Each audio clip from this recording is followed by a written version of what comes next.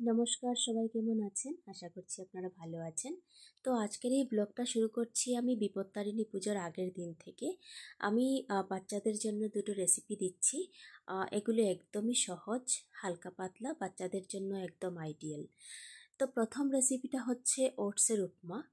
এখানে আপনি আপনার বাচ্চার পছন্দ মতো সবজি নিয়ে নিতে পারেন। অল্প একটু তেলে আহ, লাল সর্ষে ফোড়ন আর কারি পাতা আমি দিয়ে দিচ্ছি। আর তারপর আপনার পছন্দ মতো সবজি, আমি এখানে পেঁয়াজ দিচ্ছি, পেঁয়াজটা আপনি নাও দিতে পারেন আপনার পছন্দ মতো। আর সবজি আর একটু নুন দিয়ে ভালো মতো ভেজে নিয়ে একটু সেদ্ধ হয়ে গেলে ওটসটা অ্যাড করে আর একটু জল দিয়ে, বেশ সময় লাগে না জানেন, 8 থেকে 10 মিনিটের মধ্যেই এই রেসিপিটা হয়ে যায়। আর বাচ্চারাও কিন্তু, আমার বাচ্চারা কিন্তু খেতে ভীষণ এনজয় করে এই জিনিসটা, আপনিও চেষ্টা করে দেখতে পারেন। তো এটা একটা হেলদিও ডিশ, আর একটু কম সময়ের মধ্যেও হয়ে যায়। তো দেখুন, একদম কম সময়ের মধ্যে কিন্তু হয়ে যাবে এই ডিশটা, রেসিপিটা। আপনি একবার আপনার বাচ্চার জন্য ট্রাই করতে পারেন, যাদের ঘরে বাচ্চা আছে। তো আমার রেডি হয়ে গেছে ওটসের উপমা। আর নেক্সট আমি আরেকটা রেসিপি দেখাচ্ছি। এটা একদমই সিম্পল, এটা সবার ঘরেই হয়, তবুও আমি বানিয়েছি, তাই ভাবলাম আমিও আপনাদের সাথে শেয়ার করে নিই। এটা মটরের ঘুগনি। আমরা বড়রা যখন খাই তখন একটু চাট মশলা একটু বেশি করে দিয়ে, পেঁয়াজ রসুন এইসব খুব ভালো করে দিয়ে বানাই। এখন যেহেতু বাচ্চাদের জন্য বানিয়েছি, কেননা বাচ্চারাও মাঝে মধ্যে আমাদের সাথে খেতে এনজয় করে, ভালো পায়। তো আমি এদের জন্যই একটু বেশি বিশেষ করে হালকা পাতলাভাবে বানাচ্ছি। মটরের ডালটা আমি আগে থেকেই দালচিনি ইলাইচি এগুলো দিয়ে সেদ্ধ করে রেখেছিলাম।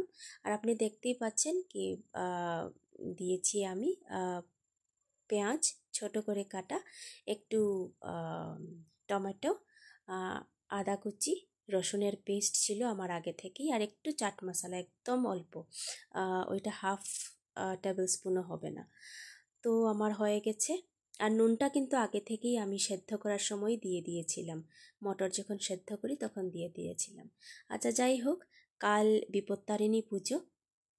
তো আমরা আজকে সন্ধে বের হয়ে গেছি, 13টি ফল কিনতে হবে, পাঁচমিশালি লাবড়ার জন্য সবজি কিনতে হবে। তো এইটা আমার পরের দিন, মানে পুজোর দিনের ব্লগ। তো এখানে আমাদের সুন্দরকাণ্ড হচ্ছে। আমি অ্যাকচুয়ালি পুজো করে নিয়েছিলাম সকালবেলাতেই, বিপত্তারিণী পুজো।